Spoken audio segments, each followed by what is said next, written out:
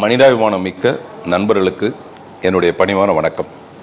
இன்னொரு மனிதன் இருக்கும் வரை யாருமே இங்கு அனாதை இல்லை. இதுதான் என்னுடைய பார்த்திபன் மனிதநேய மன்றத்தோட கொள்கை, கோட்பாடு எல்லாமே.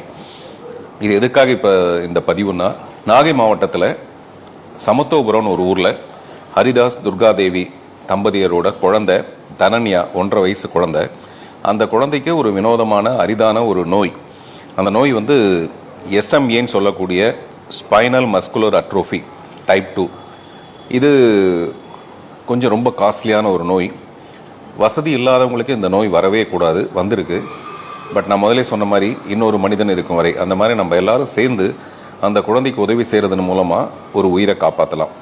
இந்த உலகத்திலேயே சிறந்தது மனிதன் மட்டும்தான்.